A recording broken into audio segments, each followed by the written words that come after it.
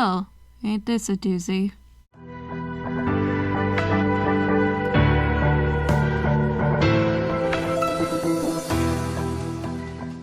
Hey guys, it's Right Kitty. Fashionably late as always to talk about pop culture topics. So why am I talking about this now? Well, it's because I think Capcom will continue what it's been doing, and thus any goodwill they built up over the past decade or so will continue to slowly erode. As such, the situation should continue to remain in the limelight for as long as possible, since this could affect anyone and everyone who's been playing Capcom titles, old and new. So let's take Capcom to task, shall we? But first, two other situations that unfolded that only contributed to the contempt people had for Capcom.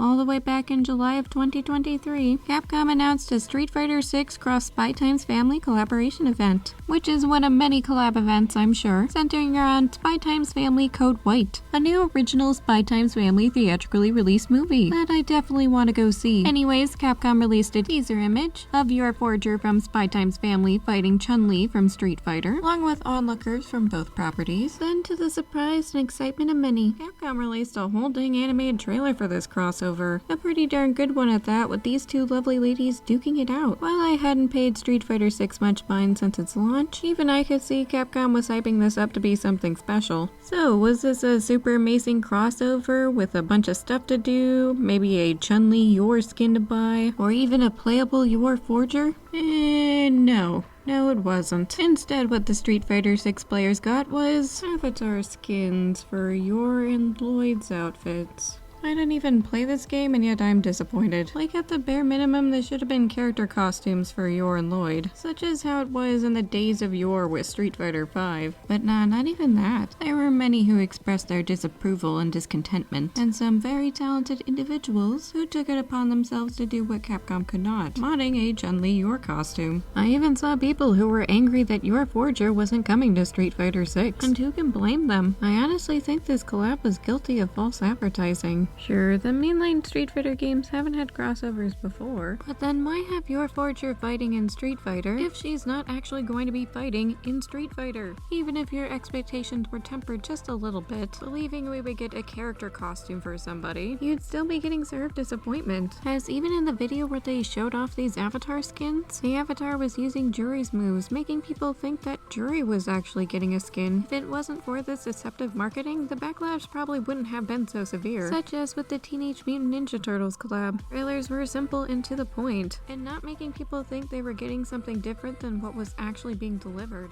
So Capcom did this to themselves, which is why this collab was such a misfire. It's ironically funny in a way, because Capcom just essentially missed out on free money, as they were only collabing with one of the best-selling Shonen Jump properties on the market right now, with 34 million copies in circulation and counting. But what do I know? If it was just a botched collab though, I wouldn't be making this video. There are far stranger and worse hooplas afoot at Capcom, such as a long tenure as a video game character ended because of a podcast?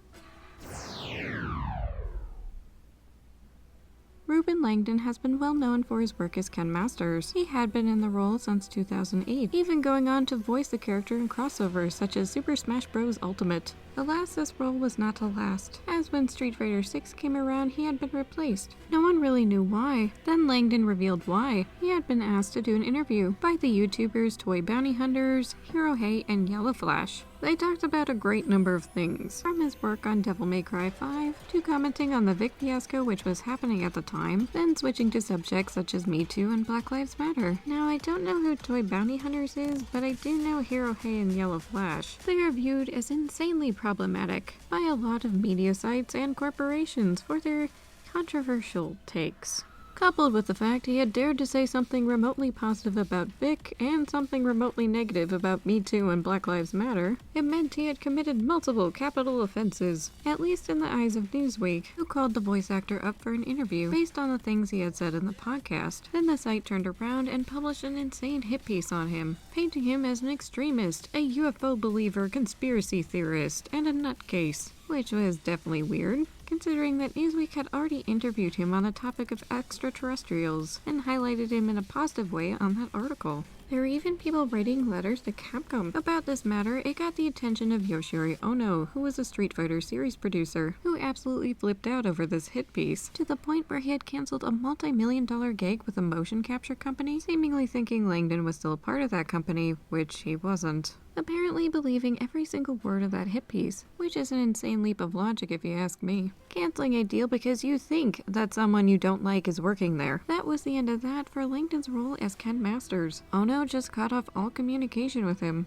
A while after all this happened, Ono did leave Capcom, though he won't be causing any more insane problems in the future for the company. So maybe Langdon will be called back to voice Ken Masters in the future. All depends on if he's willing and who's in charge. It sucks it happened at all, but on a positive note, this did not torch his entire career. The Devil May Cry 5 team, for instance, did not go insane over this hit piece. Langdon is still on as the role of Dante in the Devil May Cry series, another franchise made by Capcom. Langdon got called up to do some mocap work for the game, and was like, "Didn't you guys read the Newsweek article?" And the director Hideki Utsuno said, "Yeah, and we're totally fine with it." They did their research and saw it was a Lord of Horsuki, which is good for the series not to have such a ludicrous firing hanging over their heads. Not so much for the Street Fighter series, though. I think I'm starting to see a pattern here. Though a botched collab and the firing of a VA is hardly enough to torch Capcom. These, after all, were only regulated to certain areas of the company. But Capcom is a video game company, after all. If the video games aren't working right, then the entire company starts to sink. It's a question of when, not if. As to how long Capcom can keep this next hoopla up without it hurting them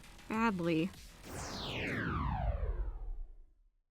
Now let's go back in time to 2023, to where Capcom was hosting their RE conference. The key takeaway that a lot of people got from this conference is their new stance against mods, and sailing on the 7 seas with piracy. Having a whole presentation to boot that just gets more baffling the more I look into it, such as all unofficial mods being defined as cheats, and using them is no different than cheating. Want to use that sick Chun-Li your mod because Capcom wouldn't make an official skin?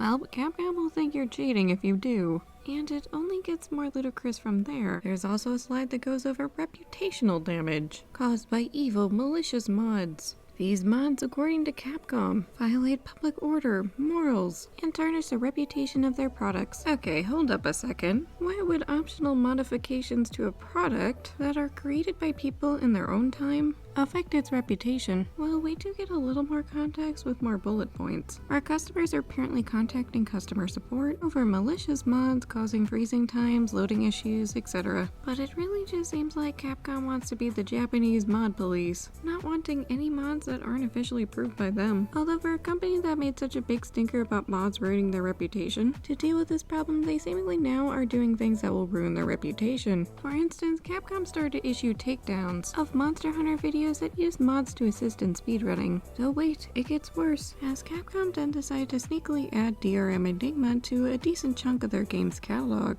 For those not in the know, Enigma is a form of digital rights management, or DRM, that essentially acts as another program running in the background of whatever game it's on, trying to prevent gamers from modifying the product by using mods, pirating, the works. Now, I'm sure just like a vast majority of video game companies, Capcom would prefer people to buy their games instead of pirating them. However, the problem is that DRM causes a lot of performance-related issues. Enigma is not an exception to this, as not only does this program prevent modding, it also causes games that are affected by it to drop in performance. If that wasn't bad enough, Enigma apparently tests positive for computer viruses. So just forget about the performance of your games, it might affect your whole computer. That's not even mentioning the shadiness of the company behind Enigma, as it's sold by a company with no name or address in Russia. The website which it's sold on has its domain name being paid for by a front in Russia's capital, Moscow. So yeah, the company that made Enigma does not exist in any legit form. So it's no wonder why people have their suspicions and have been downvoting games with Enigma in it. I quite frankly find the whole thing absolutely ridiculous. Capcom is essentially acting as the video game company equivalent of the grandma that falls for the Nigerian prince online. I can't really see any benefit for Capcom doing this. Intentionally bricking their titles so that people can't mod or pirate just seems like a waste. It seemingly encourages people to sail the 7 seas, since the official versions of these games aren't working anymore with Enigma attached, at least in the way that they're supposed to, with the issues varying from game to game. Some games had their Enigma updates reversed after backlash, such as Resident Evil Revelations. However, there's still quite a few games that haven't had their Enigma updates removed. Is it because of that one guy who showed off a new Chun-Li mod at a Street Fighter tournament accidentally? Who knows? All I know is making a 180-degree turn on their stance on mods is not going to go over well with Capcom in the long term, as their fan base is already used to them being pretty mod-friendly, and to a large extent, intentionally implementing DRM that affects the functionality of their products. This originally was where the video was going to end, but Capcom can't stop making horrible decisions, so here it is, one last hoopla for the road. That will test the limits of gamers' patience, and it has to do with that one dreaded word: localization.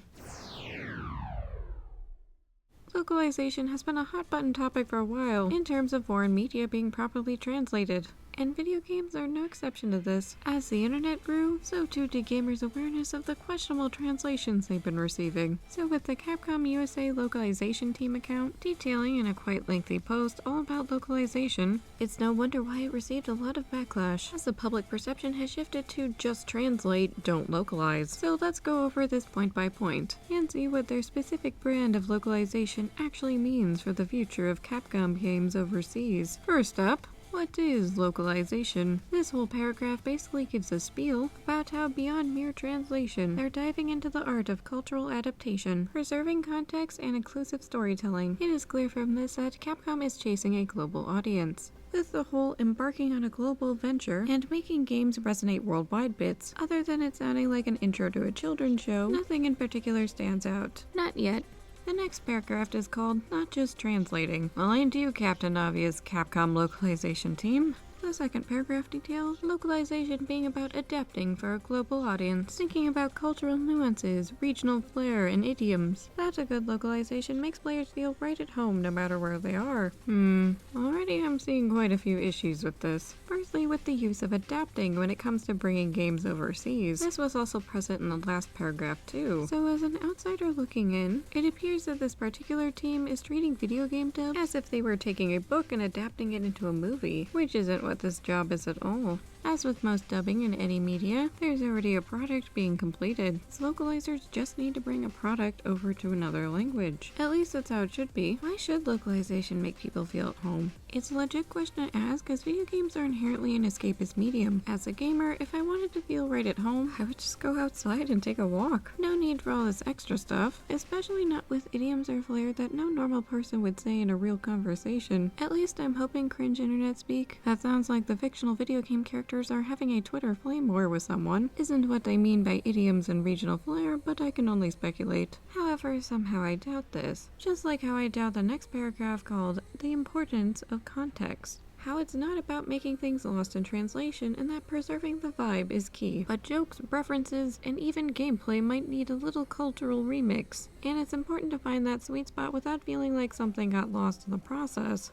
I agree with the last sentence. It is definitely important to find that sweet spot when people are translating languages, especially dialogue or references that people might not get outside of the country the game comes from. The rest of it, however, not so much, as it appears to me they're contradicting themselves back to back. If games being lost in translation is so important to prevent, why are certain tidbits of the games they're localizing need to be remixed? Especially gameplay elements. What on earth about any game's gameplay needs remixing? Is it the terms by which things are called in the game? Maybe the animations? Is it the designs of the characters? Or is it the core of the gameplay itself? I don't know, and it kinda irks me how vague these statements are. Now, the next paragraph is something I actually agree with, which is called Bridging the Linguistic Gap. How each language has its own unique structure and cultural context. Their teams work to ensure that the narrative and dialogue maintain coherence and emotional impact. It's not just about words, it's about capturing the essence of a story in a way that resonates with the target audience, which is totally 100% the case for any translation of any language. Not every sentence or line of dialogue is going to translate one for one perfectly, so sometimes a rework is needed in order to make dialogue flow more naturally. This would have been a good place to stop, and I don't think there would have been too much backlash if so, but that's not what happened.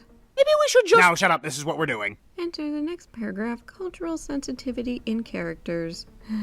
Character design and development must be culturally sensitive. What may be acceptable in one culture may be offensive in another. Localizers play a key role in ensuring that characters are relatable and respectful, avoiding stereotypes or other references that could be perceived as negative in other cultures. Perceived being the operative word here, as it is quite clearly the localization team that is deciding what is offensive and what isn't. It's just full mask off with this paragraph, as despite claiming they care about translation and not having things lost, now it's they'll change something if they find it offensive or overly sensitive to people. Offensive to whom, you may ask? Most likely to themselves or some other consulting firm they brought on. At least that's what I think, as again, these localization teams have the most control when it comes to localization. They also have quite a bit of sway when it comes to the topic of the next paragraph, inclusive language and representation. Localization efforts extend to promoting inclusivity through language and representation. This involves not only the linguistic aspects, but also addressing gender-specific language, cultural norms, and diverse perspectives, where players from different backgrounds can identify with the characters and narrative. This can be challenging to certain languages due to grammar. Either way, if I'm back here and you're back here,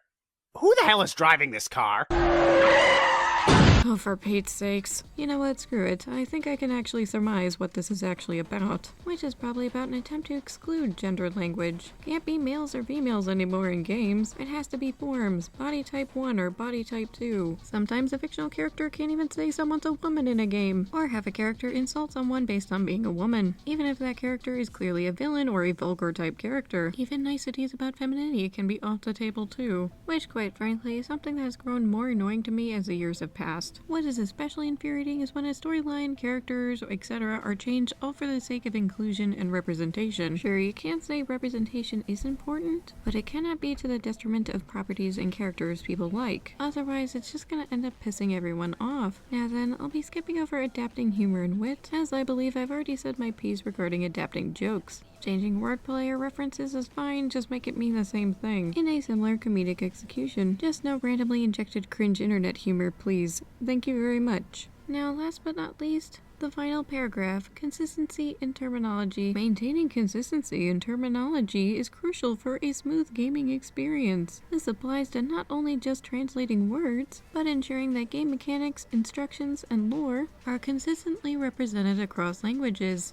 Establishing a cohesive language system helps prevent confusion and enhances the overall gaming experience for players worldwide. I'm going to have to press X to doubt on this one, Capcom USA. Any good points this paragraph could have made is immediately made null and void by this long-winded essay, since it already was stated in a roundabout sort of way that aspects of Capcom games will be changed if deemed too sensitive, offensive, or not inclusive enough. So yeah, this paragraph is a Lord of Horsuki. Now, as my lovely viewers might have guessed already, I'm not entirely against all localization, such as the altering of characters' names and dubs, so that those who speak different languages might find it easier to say, or the reworking of dialogue, but not what the Capcom localization team seems to be employing here, which is a significant alteration of the video games they're working on, based on personal perceived whims. Man, I'm almost kinda glad Darkstalkers is dead, cause imagine culturally sensitive anything with that series. Now then, time for a conclusion to this show.